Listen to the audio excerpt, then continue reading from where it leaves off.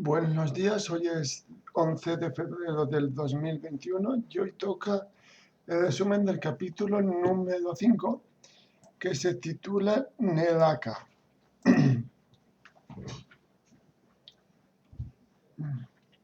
Tal como, tal como iban, joder, tal como iban sucediendo los acontecimientos, los compañeros descubrieron que sería fácil entrar en Nedaka, sospechosamente fácil.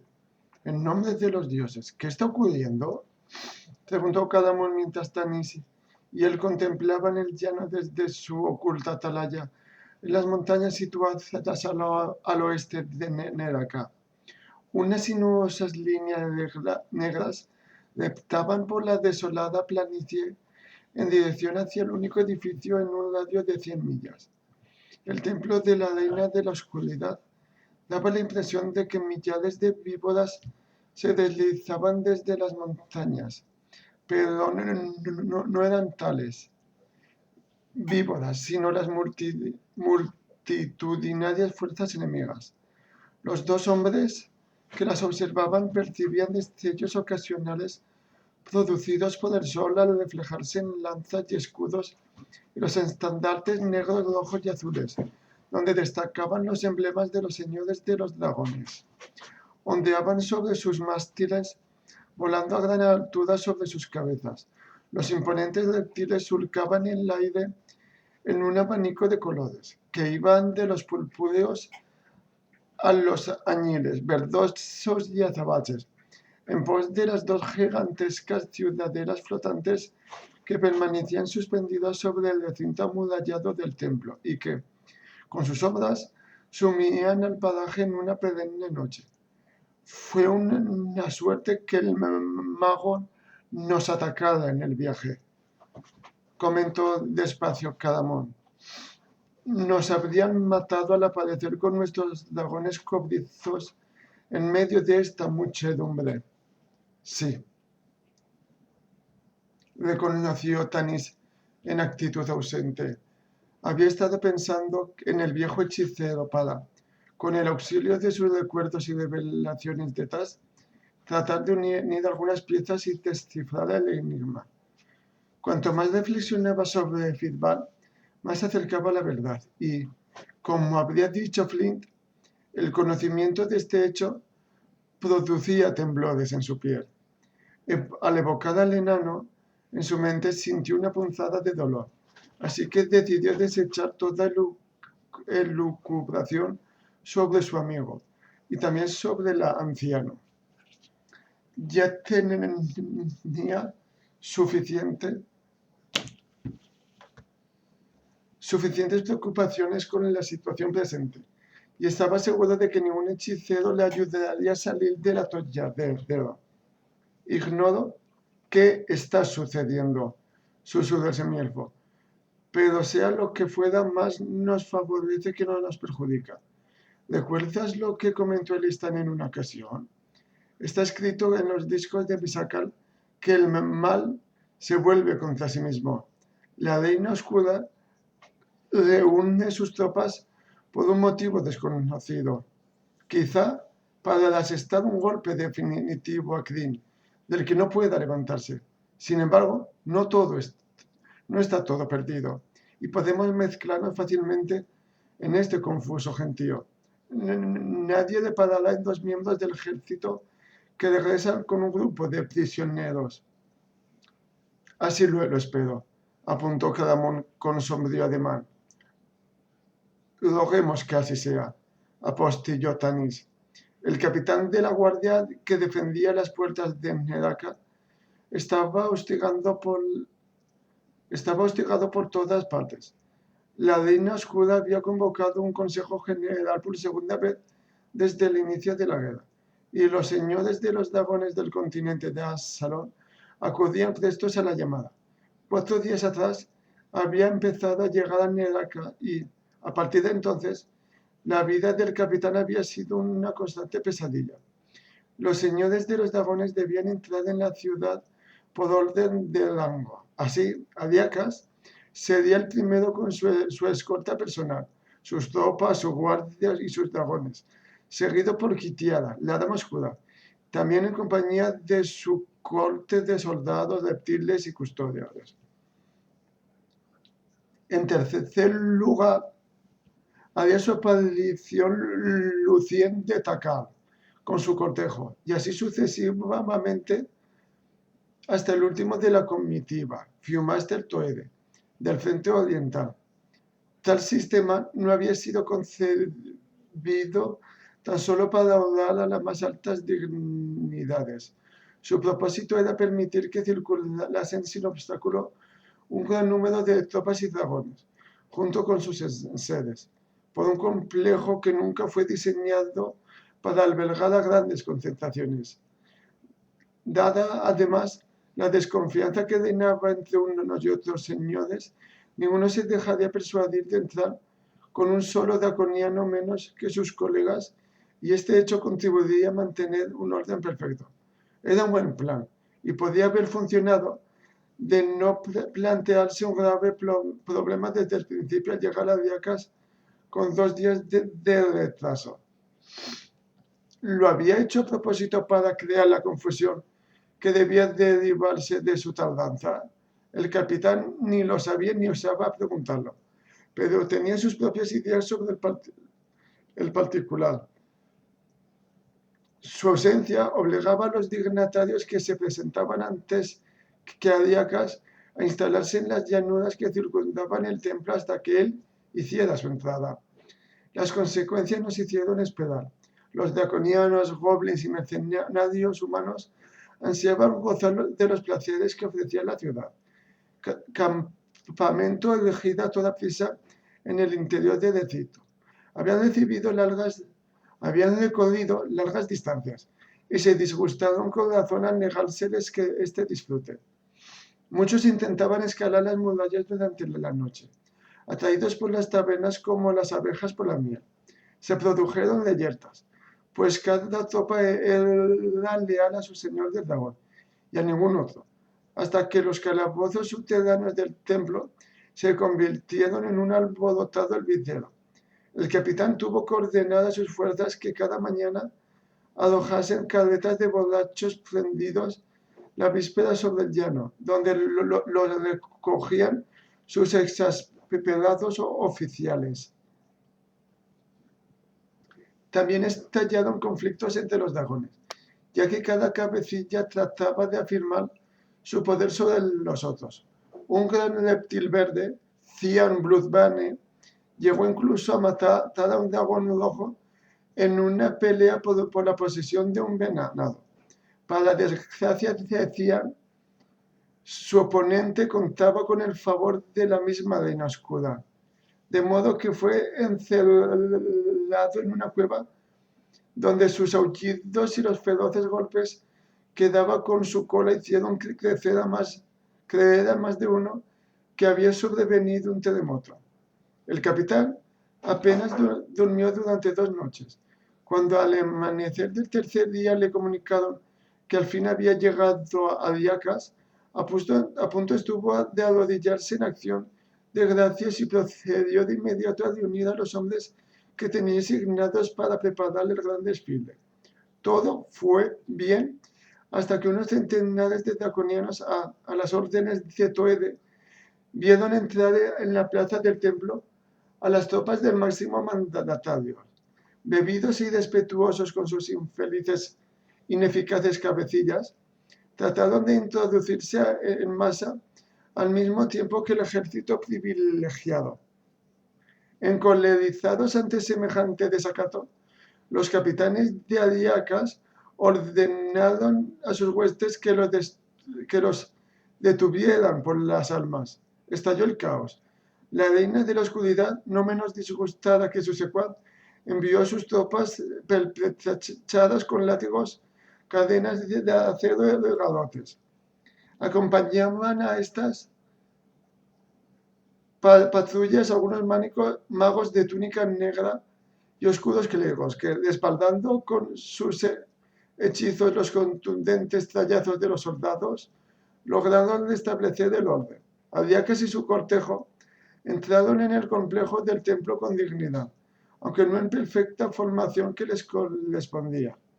Debía ser media tarde. El capitán había perdido la noción del tiempo y, para colmo de males, las malditas ciudadelas las impedían el paso de los rayos solares. Cuando se le acercó uno de los guardianes para pedir su presencia en las puertas. ¿Qué es lo que pasa?, preguntó el oficial, clavando en el soldado una furibunda mirada con su único ojo sano, pues había perdido el otro en una batalla contra los elfos de Silvaneste. ¿Otra refriega? Golpead a los contendientes en la cabeza y encarceladlos. Estoy harto de... No se trata de una pelea, balbuceó el guardián, un joven goblin que sentía terror por su superior humano.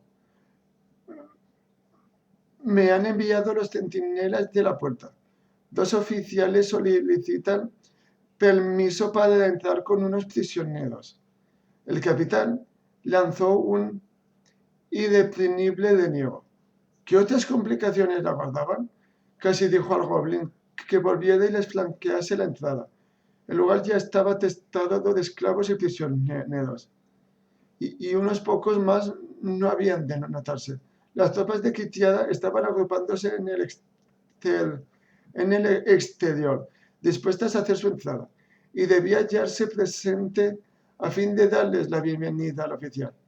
¿Quiénes son esos presos?, inquirió editado mientras recogía varios pliegos de pergamino, deseoso tan solo de alejarse para acudir puntual a la ceremonia. ¿Draconianos ebrios? Llevadles a...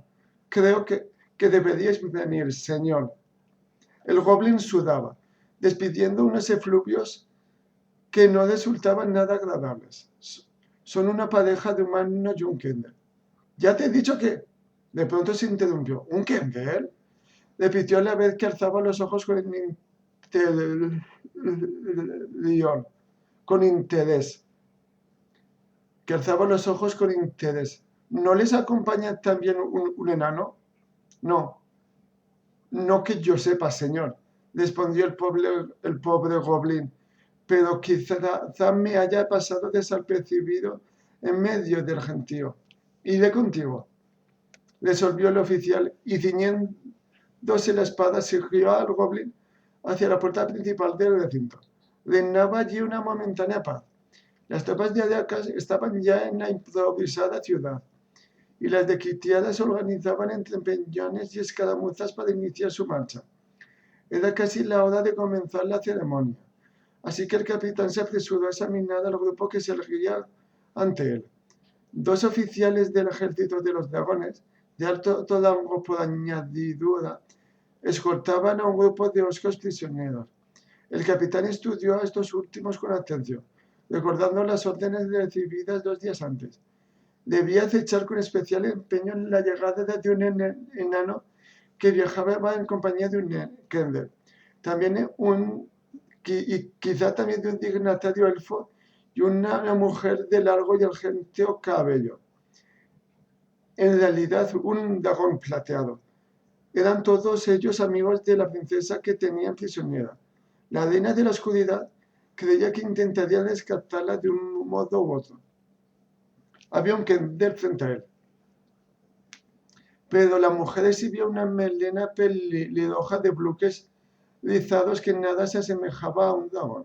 Si lo era, el capitán estaba dispuesto a comerse su metálico peto.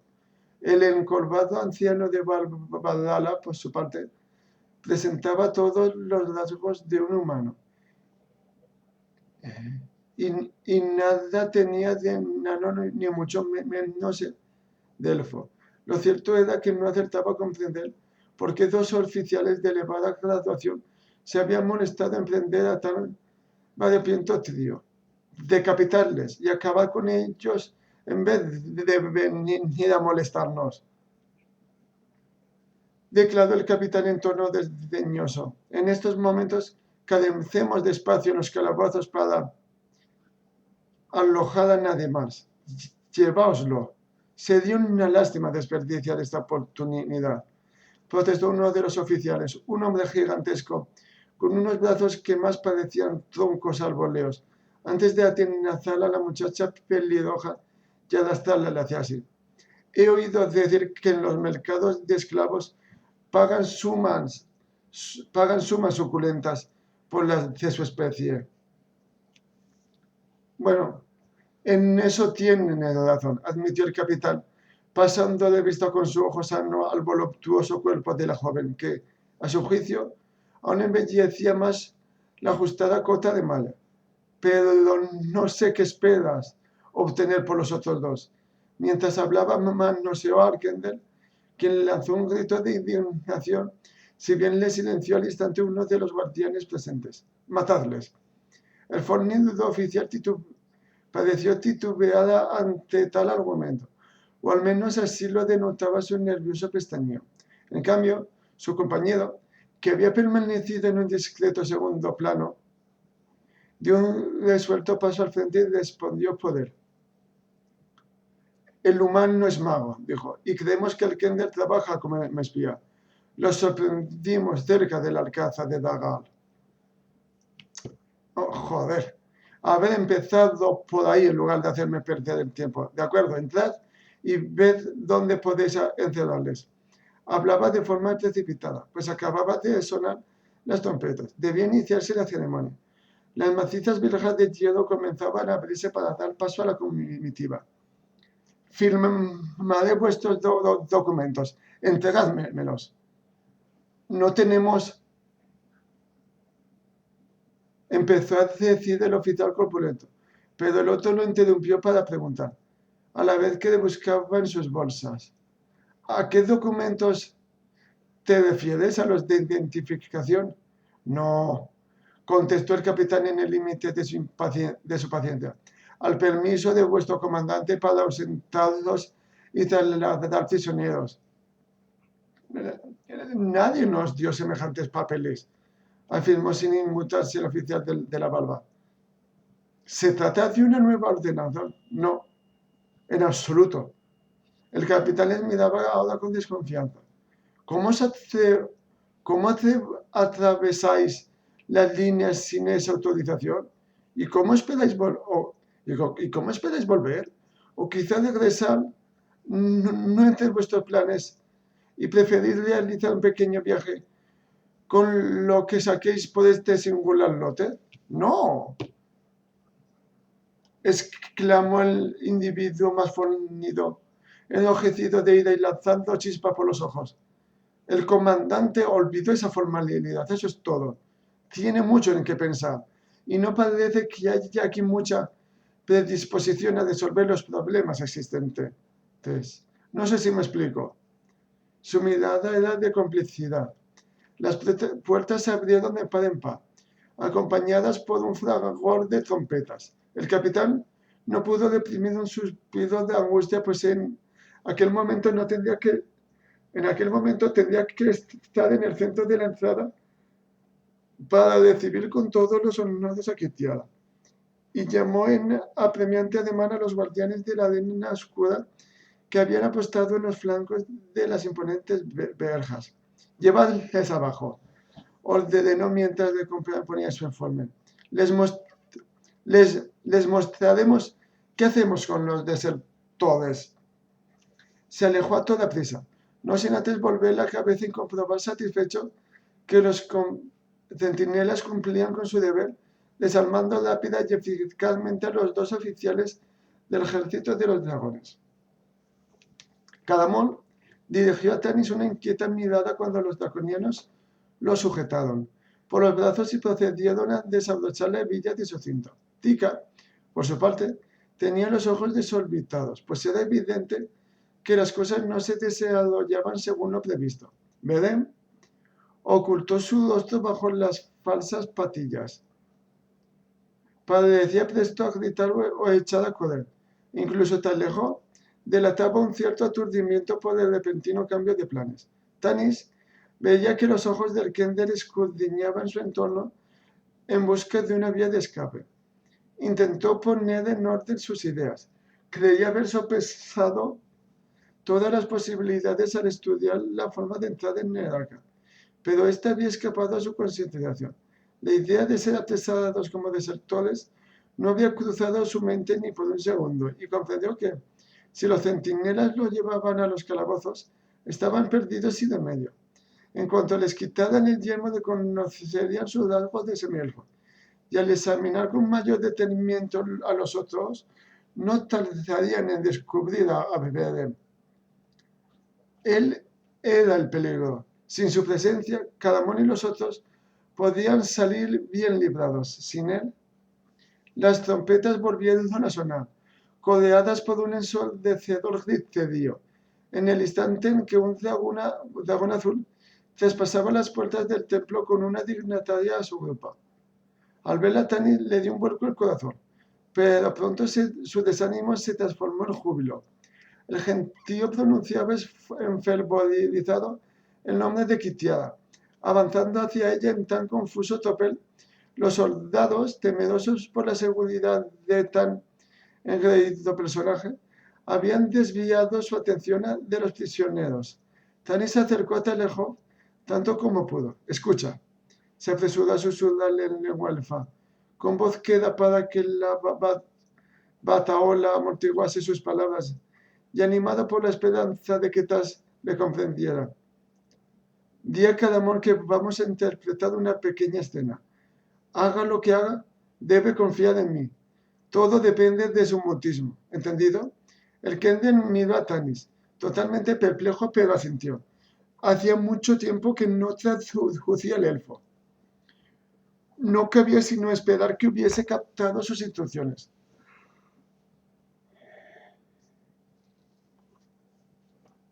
Cadamón no hablaba su idioma y Tanis no osaba correr el riesgo de dirigirse a él en común, aunque sofocase su voz la algazara reinante. En aquel momento, uno de los centinelas le retorció el brazo para conminarle al silencio. Se apartó del griterío y los fanfarrones soldados obligaron a retroceder a la muchedumbre. Viendo que todo estaba bajo control, los guardianes dieron media vuelta para conducir a sus prisioneros al calabozo. De pronto Tanis tropezó y cayó, arrastrando al draconiano que lo escoltaba y arrojándolo de bruces sobre el polvo. ¡Levántate, bribón!, le negó el otro centinela, a la vez que hostigaba a Tanis con la punta de su látigo. Al ver que se disponía a flagelarle, el semielfo se lanzó contra él, logrando atenazar su herramienta de castigo y la mano con que la sujetaba. Puso todo su ahínco en la arremetida, y su fuerza unida a su celeridad dieron el fruto deseado. El soldado se desplomó, estaba libre, consciente de la presencia de los guardianes a su espalda y también de la atónita expresión de Cadamón. El semielfo echó a correr en pos de la regia figura que cabalgaba a lomos del dragón azul. ¡Kitiada!, vociferó en momento en que lo apresaban de nuevo. ¡Kitiada!, insistió con un grito desgarrador que parecían arrancarle del pecho. Tras debatirse entre los centinelas, logró recuperar el uso de una mano y con ella se desprendió de su yelmo para acto seguido arrojarlo al suelo. La señora del dragón, ataviada con su armadura de escamas azules, se sorprendió al oír aquel apasionado aullido pronunciando su nombre. Tanis advirtió que sus ojos pardos se abrían perplejos bajo su espantosa máscara, y también se percató de la fiereza que irradiaban las pupilas del reptil al desviarse en su atención. ¡Kitiada!, volvió a bramar, desembarazándose de sus apresores con una energía fruto de la desesperación. Le anudó su embestida, pero varios draconianos surgieron del gentío para abalanzarse sobre él y derribarle sin contemplaciones. Una vez en el suelo, le inmovilizaron los brazos a fin de evitar una nueva intentona. Tanis forcejeó. Quería alzar el rostro y mirar a los ojos de la señora del dragón. ¡Alto, esquíe! ordenó la mujer a su montura, posando su enguantada mano en la testuz del animal. El reptil se detuvo obediente, aunque sus galas resbalaban en el empedrado de la calle, y observó a Tani con unos ojos que rezumaban celos y odio. El semielfo contuvo el aliento. Su corazón palpitaba dolorosamente. Su cabeza estaba a punto de estallar, y la sangre de su herida, que ni siquiera había sentido, goteaba sobre su ojo. Esperaba oír un grito que pusiera de manifiesto que Taslejov no le había entendido, o un grito de guerra lanzado por sus amigos al correr en su auxilio. Temía que Kitiara examinara la multitud y descubriera a Caramón detrás de él, reconociendo a su hermanastro. No osaba hacer el menor ademán para comprobar qué había sido de los compañeros. Solo le cabía confiar en que el hombretón tuviera el bastante sentido común, la bastante fe en él para permanecer en la sombra. Se acercó entonces el capitán Tuerto,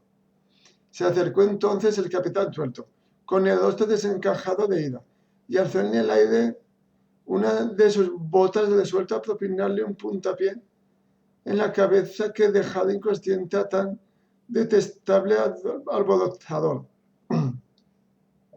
«Detente», ordenó una voz, con tanta presteza que obedeció el oficial, que se tambaleó y casi perdió el equilibrio. «Soltadle», dijo la misma criatura, aunque a regañadientes los guardianes liberaron a Natanis y retrocedieron acatando un imperativo gesto de la dama oscura.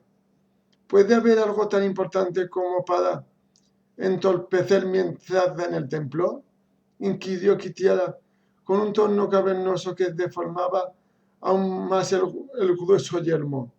Tanis se puso en pie vacilante, debilitado por la penosa lucha con los soldados, y avanzó hacia la señora de dragón hasta detenerse junto a ella. Cuando se hallaba próximo, distinguió un destello irónico en los pardos ojos de la mujer, y se dijo que la inesperada situación le divertía. Era un nuevo juego con una vieja marioneta. Tras aclararse la garganta, Tanis habló sin titubeos. «Estos idiotas me han arrestado por desertor», declaró, «solo porque el inepto de Bacalis olvidó darme los documentos adecuados. Me aseguraré de que reciba su castigo por haberte causado problemas, mi buen Tantalas», respondió Kitiara sin poder reprimir la risa. «¿Cómo te has atrevido?», añadió, volviéndose enfurecida hacia el capitán, que se adelantó al saberse amonestado por un superior de tal categoría. «Solo cumplía órdenes, señora», tartamudeó el temeroso conmovible. «Odín, ¿qué te pasa? ¿Qué te pasa? No. Ya estamos al cansino. Odín, estoy con la lectura. Acaba. ¿Vale? Acaba. No, acá, fuera. Alex, no. A tu sitio. No. A ver, disculpadme. No, Odín. Odín. No me hace. Vale. Odín, ven aquí. Odín, a tu sitio. Al sitio.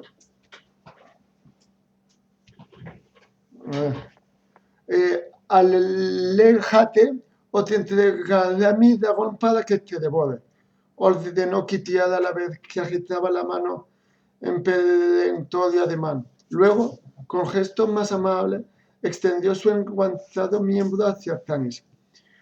¿Puedo ofrecerte un pase oficial? Solo a guisa de disculpa, por supuesto. Gracias, señora. Aceptó Tanis, lanzando una ominosa mirada al capitán. Vale. A tu sitio. Ya.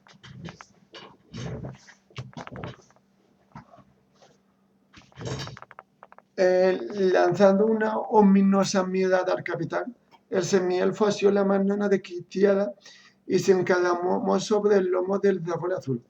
Se apresuró a escudriñar el gentío mientras ella indicaba a su montura que se pusiera de nuevo en marcha. Y, aunque en principio sus ansiosos ojos no detectaron nada, emitió un suspiro de alivio al ver que Caramón y los otros eran apartados del lugar por los guardianes. El hombretón alzó la mirada cuando pasaron junto a ellos, pero no se detuvo. O bien le había transmitido su mensaje, o bien el guerrero tenía suficiente sentido común para contribuir a la representación. Quizá confiaba en él de un modo instintivo. Ese era su más ferviente deseo. Sus amigos estaban ahora a salvo, al menos más que en su compañía. De pronto, el semielfo pensó, entristecido, que esta podía ser la última vez que les veía, pero se esforzó en desechar tal idea. Desviando la vista hacia Kitiara, descubrió que la joven lo observaba con una extraña mezcla de picardía y franca admiración. Se alejó, se puso de puntillas para ver qué era de Tanis.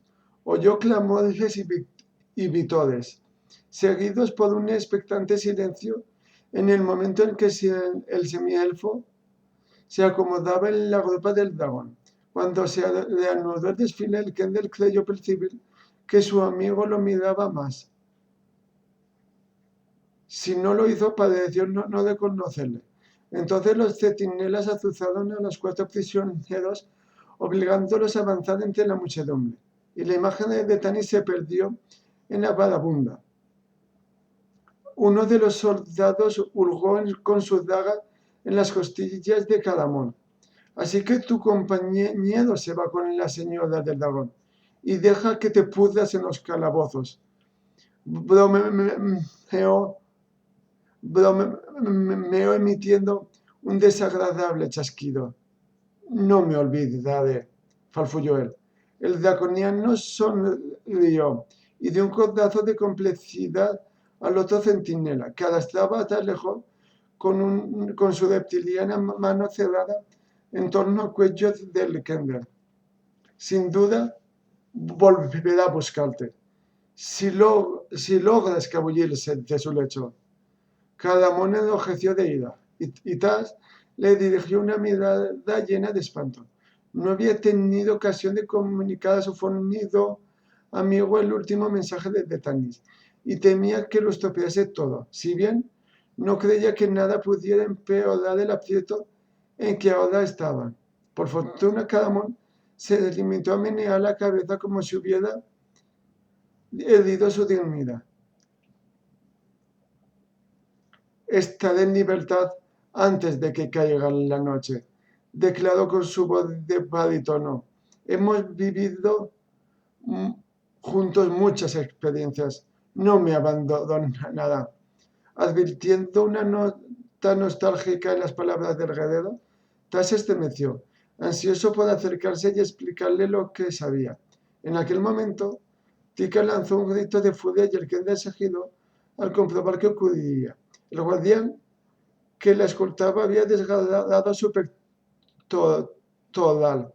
Varios surcos sanguinolientos se dibujaban en el cuello de la muchacha a causa de la presión de sus hediondas ganas. Caramón intentó actuar, pero su gesto fue tardío. Tika había propinado un severo golpe en la faz reptiliana de su oponente, fruto de su amplia experiencia como moza de posada. Furioso, el atacado acorraló a la muchacha contra el muro y enarboló su látigo. Tas oyó que Cadamón contenía el aliento y se dobló sobre sí mismo esperando un dramático desenlace. No la lastimes, rugió el heredero. Si lo haces, atente a las consecuencias. Kitiara quiere que obtengamos por ella 6 monedas de plata, y nadie nos las dará si está marcada. El draconiano vaciló. Aquel individuo corpulento era un prisionero, cierto, pero todos ellos habían visto la bienvenida que dispensaba la señora del dragón a su amigo. ¿Podía correr el riesgo de contrariar a alguien que quizá gozaba también de su favor? Al parecer decidió que no, pues puso a Tika en pie y de un violento empeño la obligó a seguir adelante. Taljov emitió un suspiro de alivio y ahora volvió la cabeza con disimulo para mirar a Beren, que había permanecido encerrado en su mutismo durante todo aquel episodio. En efecto, el hombre eterno parecía hallarse en otro mundo. Sus ojos, muy abiertos, contemplaban el horizonte con hechizada fijación, mientras que sus labios entrecerrados le conferían el aspecto de un retrasado mental. Por lo menos su actitud no denotaba que fuera a causar problemas. Y por otra parte, Cadamón continuaba interpretando su papel. También Tika estaba a salvo después del altercado, de modo que nadie le necesitaba. Respiró hondo y empezó a contemplar interesado el recinto del templo, tanto como le permitían aquellas manos de reptil que aferraban su cuello. Lamentaba que este entorpecimiento. Neraka era en realidad lo que aparentaba, un pequeño pueblo que rezumaba pobreza construido para los habitantes del templo. Si bien la imagen de este último quedaba ahora distorsionada por las tiendas que se erguían como ojos a su alrededor. Al fondo del complejo, el santuario propiamente dicho se cernía sobre la ciudad como un ave carroñera, con una obscena y de torcida estructura que parecía dominar incluso las montañas adyacentes. En cuanto se entraba en Neraka, saltaba a la vista la gran mole y nadie podía sustraerse a su influjo. El templo se hallaba siempre presente, incluso de noche y más aún en las peores pesadillas. Tras lanzar un breve vistazo al Kendel, se apresuró a apartar la mirada, sintiéndose invadido por una extraña náusea. Pero el espectáculo que se desplegaba ante él era aún peor. La improvisada ciudad estaba atestada de tropas, draconianos y mercenarios humanos, goblins y las más singulares criaturas salían en masa de las tabernas y burdeles poblando las mugrientas calles, mientras esclavos de todas las razas servían a sus agresores para proporcionarles los más adictos placeres, y los enanos bullis se deslizaban como las ratas, llenando el empedrado de desperdicios. El hedor era asfixiante, la escena tan apocalíptica como el abismo. Aunque aún no había anochecido, la lobreguez de la plaza, unida al frío reinante, producían en Tas la engañosa sensación de hallarse envuelto en las brumas de la madrugada. Alzó el Kendel de la mirada y vio las inmensas ciudadelas voladoras, flotando sobre el templo con terrible majestad, rodeada por los dragones que montaban incesante guardia.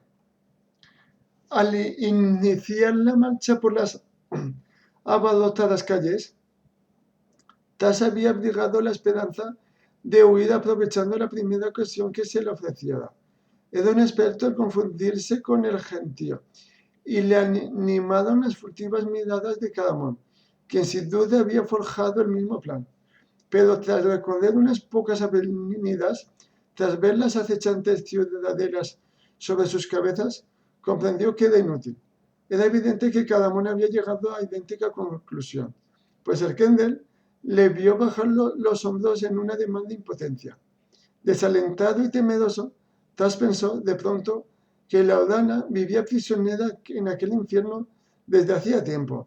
Su talante alegre y despreocupado padeció quedar aplastado por el peso de la penumbra y la perversidad que lo cercaban, una nascuda maldad cuya existencia no había concebido ni en sueño.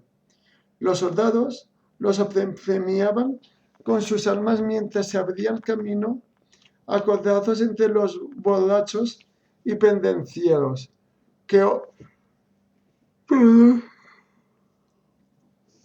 obstaculizaban su avance en las angostas callejas.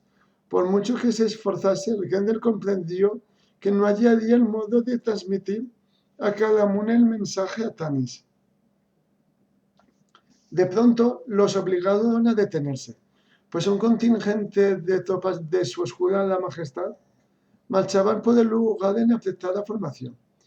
Quienes no se apartaban a tiempo eran arrojados de bruces a los callejones por los oficiales draconianos o simplemente derribados y pisoteados. Los centinelas de los compañeros se apresuraron a arrinconarlos en un muro desmoronado, con la orden de permanecer inmóviles hasta que hubieran pasado los soldados.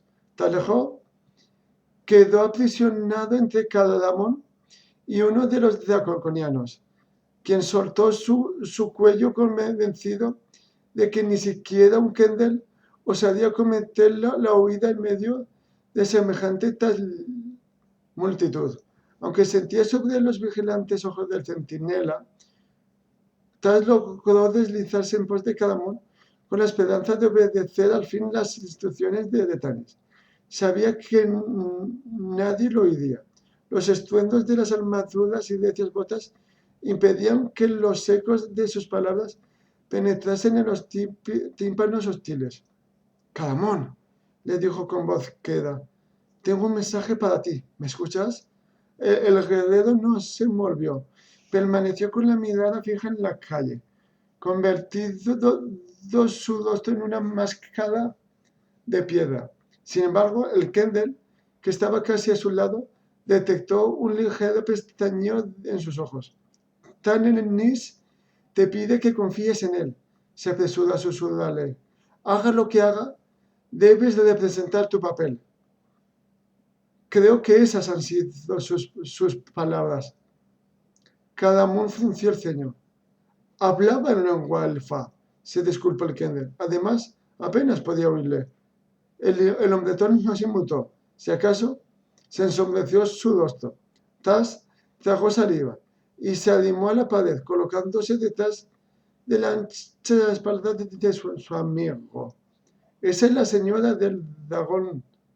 Esa señora del dragón era Kitiara, ¿verdad?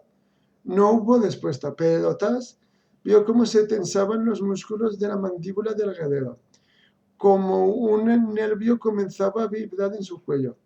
Olvidando por un momento dónde estaba, el Gendel alzó la voz. Espero que confíes en él, Cardamón, porque de lo contrario...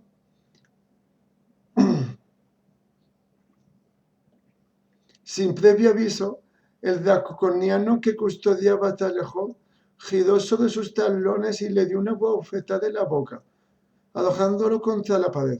Aturdido a causa del dolor, el atacado se desplomó en el suelo. Una sombra se inclinó entonces sobre él, y a través de la nebulosa que empañaba sus ojos, creyó que se trataba de su agresor, y se preparó para un nuevo golpe. Sin embargo, sintió como unas poderosas pero suaves manos lo alzaban por su lanuza zamada. Os advertí que no lastimarais a los prisioneros, gruñó Cardamón. Es solo un Gendel, contestó el desdeñoso el draconiano. Las tropas ya habían pasado y Cardamón incorporó al Gendel, quien, pese a sus intentos de mantenerse en pie, tuvo la sensación de que el suelo se obstinaba en resbalar bajo su persona. Lo lamento, se oyó balbucear a sí mismo. No me responden las piernas. El guerrero, viendo su penoso estado, lo hizo en el aire. y se le colgó del hombro como un saco de harina sin hacer caso de sus protestas. Tiene información importante, declaró Cadamun con voz cavernosa. Espero que no hayáis dañado su cerebro. Si ha olvidado lo que debe revelarnos, la dama oscura se enfurecerá. ¿Qué cerebro? Bromeó el draconiano, pero Tas, boca abajo sobre la espalda de su amigo, creyó detectar un atisbo de inquietud en la criatura. Emprendieron de nuevo la marcha. Hasta lejos les dolía terriblemente la cabeza y sentía, además, unas molestias punzantes en el pómulo. Al llevarse la mano al rostro palpó regueros de sangre coagulada en el lugar donde el draconiano lo había bofeteado. Resonaba en sus oídos el zumbido de 1000 abejas, que parecían haber instalado la colmena en el interior de su cráneo, y el mundo daba vueltas sin cesar. Tampoco su estómago se hallaba pletórico de salud, y los zarandeos que le infligía al moverse la espalda almada de Cadamón no contribuía a aliviar tal malestar. Falta mucho. Falta mucho. La estruendosa voz del guerrero resonaba en su fornido pecho. Este bribón pesa más de lo que parece. Por toda respuesta, uno de los draconianos extendió su larga y huesuda garra. Con un denodado esfuerzo, tratando de ignorar su dolor y su mareo, Tas torció la cabeza para ver dónde señalaba. Solo distinguió una sombra, pero fue suficiente. El edificio del templo había crecido a medida que se acercaban hasta capturar no solo los sentidos, sino incluso la mente. Se dejó caer en su incómoda postura. Su visión se nublaba por momentos y, aunque aturdido, no podía dejar de preguntarse a qué se debía aquel fenómeno, de dónde provenía la creciente bruma. Lo último que oyó fueron las palabras: a los calabozos subterráneos del templo de su majestad, Taquisis, reina de la oscuridad. Final.